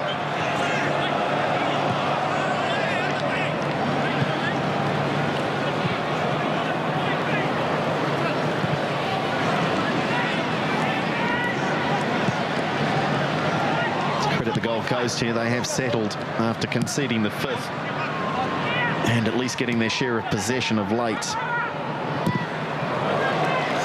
Paston with a slightly panicked clearance. Substitution about to be made, and you've just described his efforts today, and I think this is probably a sensible move from Ricky Herbert because Paul Eiffel's day is done. It may well be a man of the match performance for his 66 minutes of work. Yes, Eiffel off, Chen comes on. This time he gets about 25 minutes to play, but what a performance from Paul Eiffel. As we've said, he's been at the heart of everything good that the Phoenix have done this afternoon.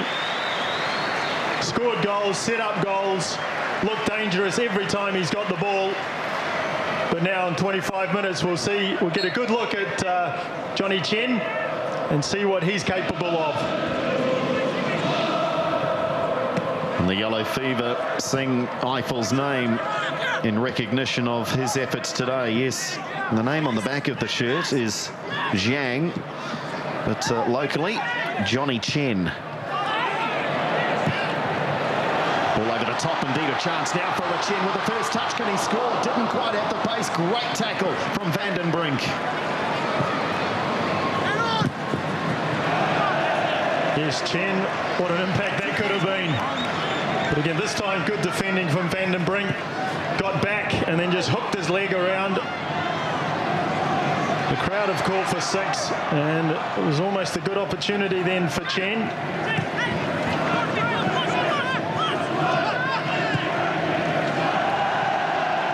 The Gold Coast just continue to be so wasteful with possession today, and boy, are they paying a price. Caravella, Kalina,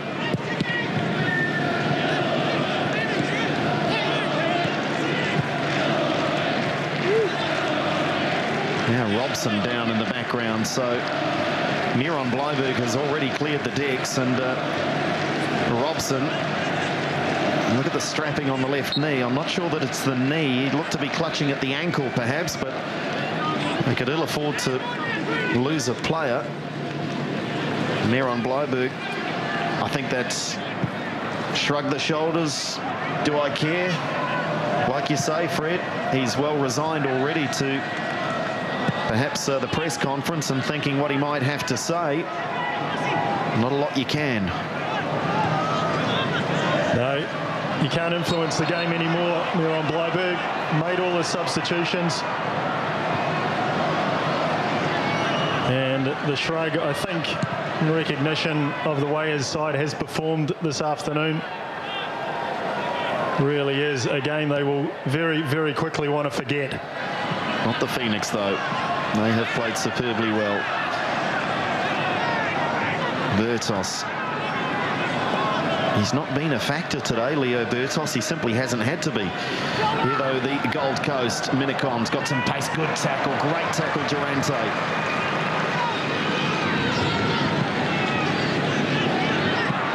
Daniel. Chen. Touch for Bertos. Back to Chen. Nice interchange. Vandenbrink collects, though. Then Shane Smeltz has gone back into his own half. A rare touch for Shane Smeltz. Well, if ever there was a portent of the way things have played out, there it was. Shane Smeltz going into this game had scored more than the entire Phoenix side. Well, today the Phoenix have at least redressed that with 5 goals, and it'll be a double change for the Wellington Phoenix.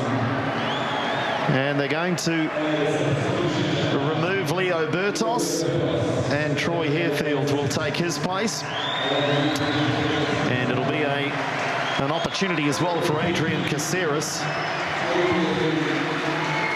to play his part in the final 20 minutes. So Harefield on for Bertos, and Caceres, the former Melbourne Victory and Mariners midfielder, and he will come on in place of Daniel. And we spoke about the knee injury for Daniel. You'll see the strapping just on the left thigh, the hyperextension injury.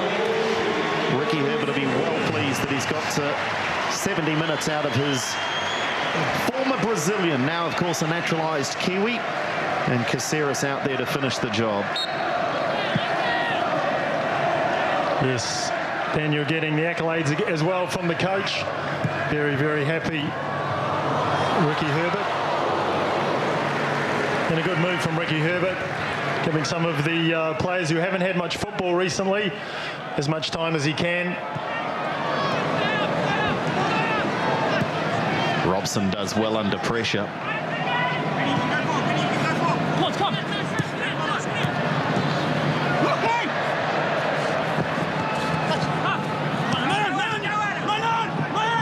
Caceres. Porter chasing back but not able to stop the pass. Lockhead can't get any weight on the cross. Tony Lockhead, but still looking to get forward and trouble the Gold Coast back 4.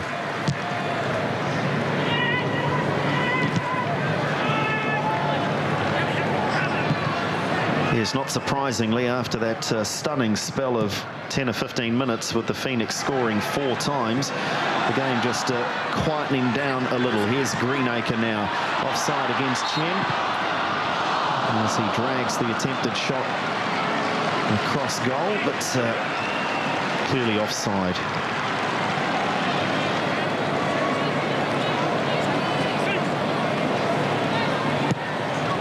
And initial signs from Chen. Looks like he makes made a few intelligent runs through the defence. Probably lacks the out-and-out pace to really trouble teams, but just his running at the moment is showing some good signs. Anderson, Kalina trying to conjure up a consolation at least. But again, Kalina being forced to do all his work deep in the Phoenix half or inside his own half. And it's a long way in front of goal, a long way to goal for Jason Kalina. So the Phoenix have done well in that area this afternoon. Caceres puts the ball out of play. We've got yet another timeout taken here for Robson, and this is not the first time. I would dare suggest it's the third, perhaps the fourth time. He's clutching at the toes, the left foot. And it wouldn't surprise here, Fred, if Miron Bleiberg feels that there is a genuine injury here for Robson. You're 5-0 down, get him off the park. If you have to play with 10 for the last 17 minutes, it's not worth making any injury situation worse. You can see there, the player just saying he got his toes stamped on in a tackle. But I think he'll just go to the sideline and be back on. It's not a bad rap, is it, for his day's work, Paul Eiffel? And he's giving us a wave as well. Yes, he's very happy in his work as the Englishman. Of course, an international for Barbados.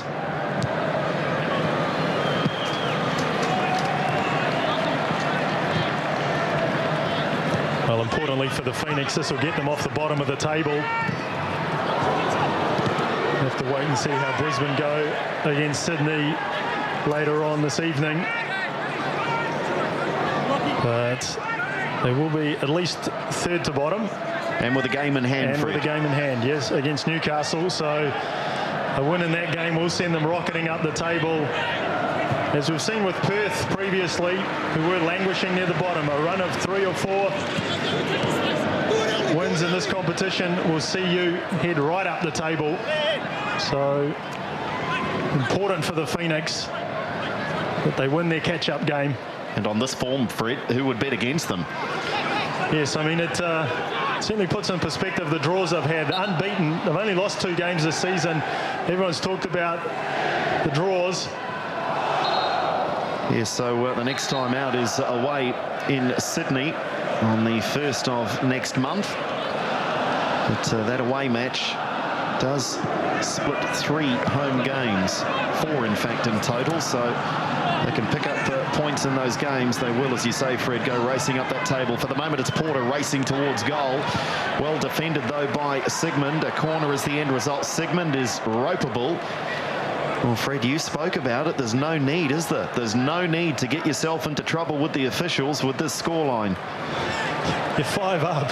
You've got 14 minutes to play.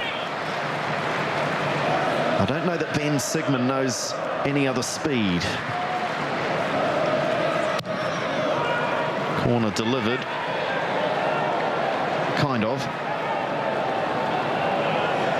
And Thwaite trying something off the training paddock that perhaps needs a little more work. Manny Muscat, the Maltese international. What an 18 months in the game it's been for Muscat.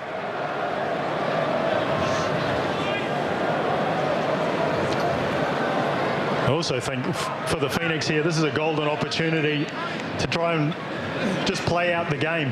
Just control the game, play it out, finish the game 5-0 up.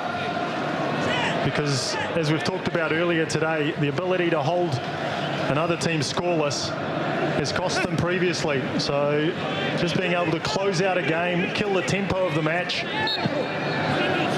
is a skill that needs learning. And they haven't learnt it so far. And here we go, another stupid yellow card for Chen. Kalina gets on with it. Meantime, Osman losing out to Caceres. Caceres then giving possession back. Here's Robson. That's just too easy. too easy for a side that absolutely has their tails up, and offside against Joel Porter. And why not? Why not have your tails up? Because this will, of course, be a record margin for the Wellington Phoenix in the history of this club.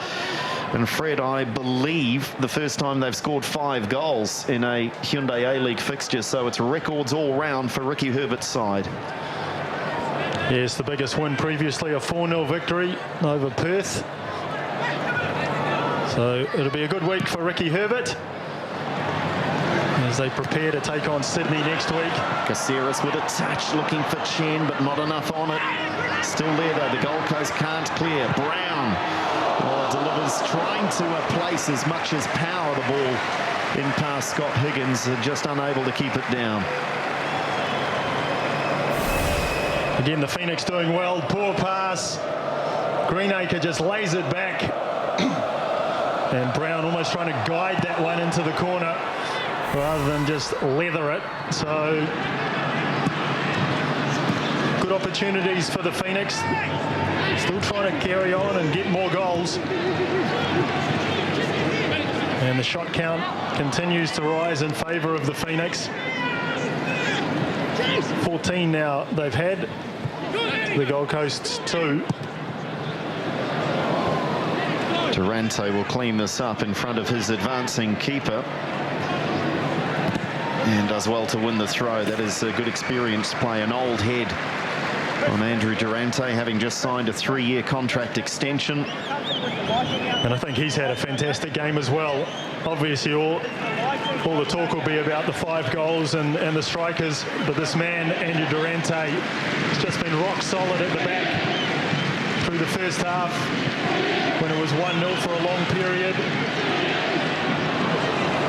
He's done very, very well at the back, Andrew Durante. Great challenge from Greenacre, looking for the early cross. It's over the back of Higgins. No, the keeper does well. Grateful to get his mitts on that one is Scott Higgins. He's not got his mitts on too many.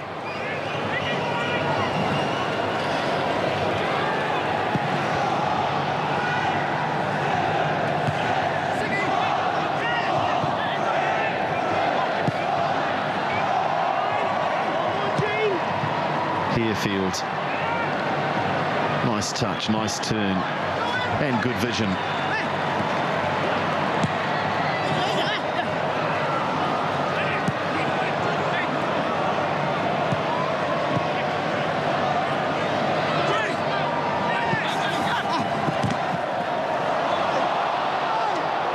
Chen goes down. Well,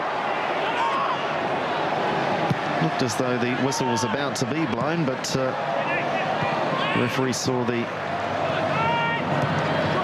better side of it and decided to let play continue. Temperatures now in Wellington with the sun having gone, the ground completely in shadow, and it's a reasonably cool spring evening here, but that does not deter the yellow fever, Fred de Jong. What a fine bunch of specimens they are. The tradition of shirts off with 10 to go. Can they make it 6? Great ball, Caceres, Herefield, 6 it is! 6 it is! A half dozen for the Wellington Phoenix. And the yellow fever have even more reason to take the shirts off.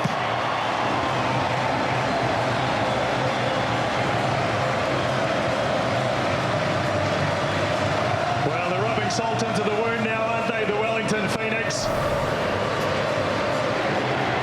Great delivery from Caceres. Herefield just measures his shot there, passes it into the side netting. Great ball from Caceres, good vision, and a tidy finish from Troy Herefield, the substitute. 6 of the best for the Phoenix. Well, typically at this stadium, Fred, there are plenty of 6s on offer in Trans-Tasman battles. They're typically scored by teams wearing white, but on this occasion, the 6 belong to the black and gold of the Wellington Phoenix, and they've come in a game of football.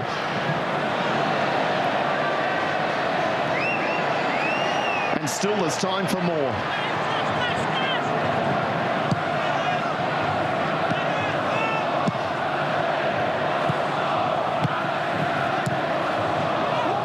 It is an unbelievable unbelievable scoreline, isn't it?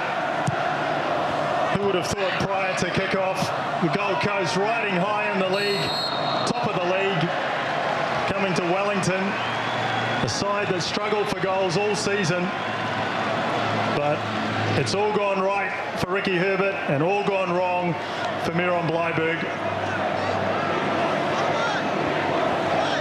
Well, all I can say, Fred, is I can't wait for your post-match interview with Miron Bleiberg. I would dare suggest he's not going to want to talk football with you. May well be about where to go for dinner tonight. They've been done like a dinner today at the Gold Coast. And what a month for New Zealand football, putting aside the Australian nature, of course, of this competition. What a month for New Zealand football. This, Fred, will go down without question as the best performance in an Australian league by a New Zealand team, be it the Kings, be it the Knights, be it the Phoenix. And in 3 weeks' time, of course, 35,000 will be here for the All Whites against Bahrain. It's got to lift the spirits of the players, let alone the fans. Oh, definitely. I think especially the All White players in this Phoenix side, but the whole city can really take this result to heart. The players have worked very, very hard over the recent weeks, and all that hard work coming to fruition this afternoon.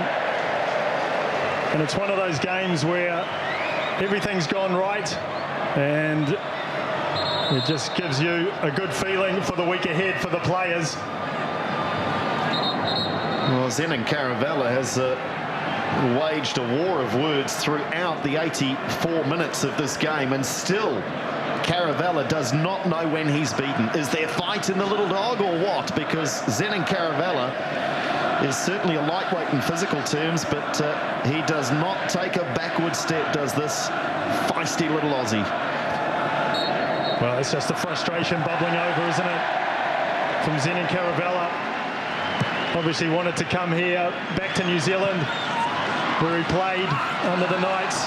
Herefield with a crossing opportunity. It's gone deep, and there are players there. Caceres tries to bring it down. Perhaps tried the harder of the two options. Shot from distance, and Higgins takes it on a somewhat awkward bounce. But yes, with Caravella, as the Phoenix carry on, they're looking for 7. There it is, Caravella. Still working hard, gets the free kick, but obviously came here wanting to prove a point. Hasn't gone his way this afternoon. Greenacre there, I think, for just a moment, heart in mouth, like Tim Brown, kicking the ball away. Robson charging through the heart of the Phoenix midfield. Muscat eventually with a shoulder sees the Brazilian go sprawling. But Greenacre just with an apology to the referee, knowing that he's already been booked. Kicking the ball away. For the moment, though, we've used the word consolation. That's all it would be. Or can Shane Smeltz add goal number 11 to his tally? The wall lined up. Smeltz is ready. 4 in the wall, 5 if you count Liam. Shane Smeltz didn't clear the wall.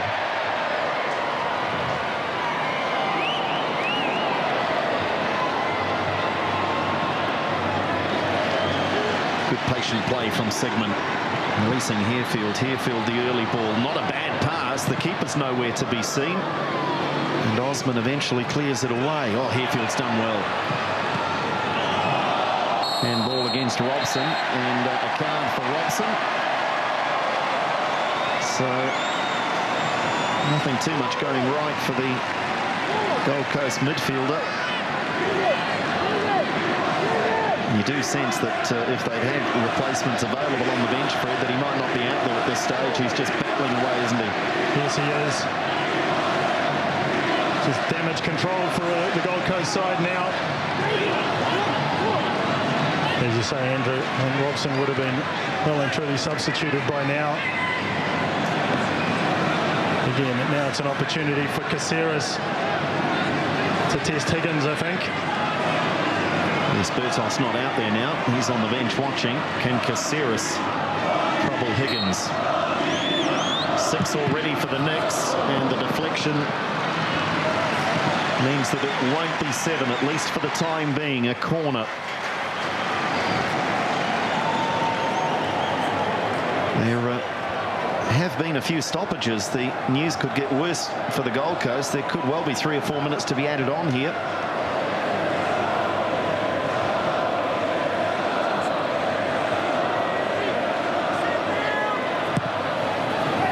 Far post delivery. Chen should have done better. In fact, took it off the head of his skipper.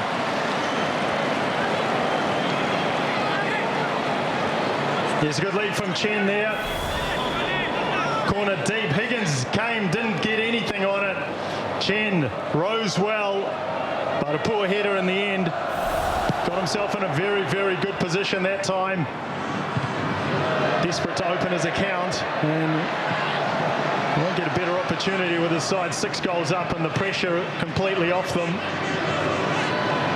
Here he is again. Chen hooks it and then is balked. No free kick given.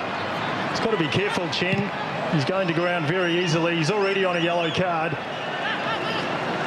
Just takes the referee to think he's diving and he'll be off. And on top of the red card suspension, he'd cop another 2 if it was indeed for diving, or simulation as the administrators like to call it. Vandenbrink, Osman. Now there's a euphemism if ever there was one. Simulation. Cheating is another term, isn't it, Fred? It's a blight on the game, and it's good to see that FIFA are leading the charge at last, some would say, to try and remove it from the game. I'm not sure how successful they're proving to be at the moment. Chen into the box, no one to aim at as yet. Greenacre's there now. Chen taking too long, and really, once he'd taken that long, the shot was never on. Had to hit it first time, didn't he? It's great work from Caceres and a beautiful outside of the foot pass. Minicon goes past Muscat. No free kick again. Well, then Chen just dwelled too long on the ball and the opportunity passed. I think he's just being a bit greedy as Chen.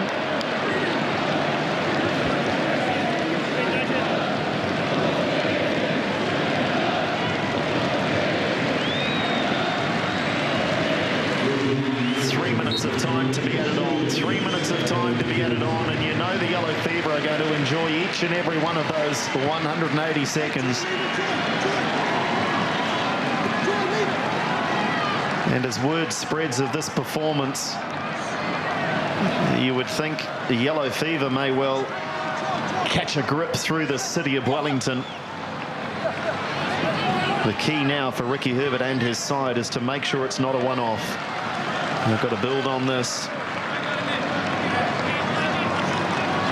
Russell Gray, a long-time journalist in the game here, now the kick man with the Phoenix, just enjoying an exchange with Ricky Herbert. Russell Gray penning the book for Ricky Herbert, released just recently. Chen wins another corner. So is there a 7th? Caceres. Higgins, I'm not sure he knows what to do, just shell shot. Muscat takes, good ball in, cleared away Vandenbrink. It was a good header and Muscat can't control.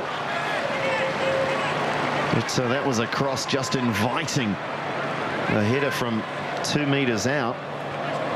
No Phoenix players able to get on the end of it.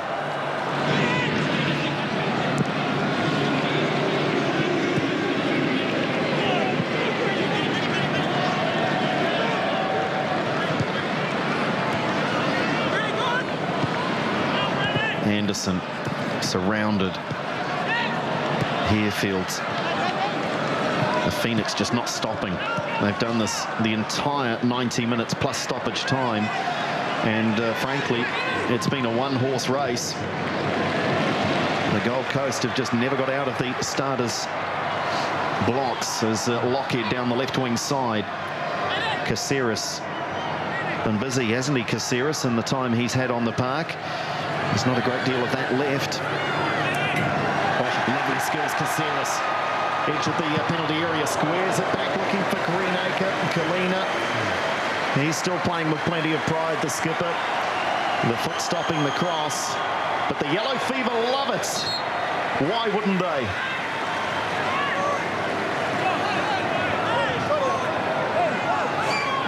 final seconds of this one. And the Phoenix looking to rub salt into that wound. They can't do so on this occasion. It'll be a goal kick, but that may well be the final act in a quite stunning performance from the Wellington Phoenix, Fred de Jong. Yes, as you said, Andrew, best performance we've seen by a New Zealand team in an Australian competition. And it's a performance that will give this team plenty of heart as they shape up for the rest of the season. As we've said previously, the next few games really are key for the Phoenix. Get themselves into the playoffs. And this has been the best start they could have imagined. And it is all over, and they wish there was more, because the Wellington Phoenix have thumped the Gold Coast 6-0. Yes, 6-0, a record performance, a record margin for the Wellington Phoenix. And they will climb off the foot of the Hyundai A-League and ensure that the Gold Coast cannot go top. Here at Westpac Stadium, it is the Wellington Phoenix 6, Gold Coast United 0. This has been a Fox Sports presentation. Battling the basement blues, the Hammers are out to shoot down the free-scoring Gunners.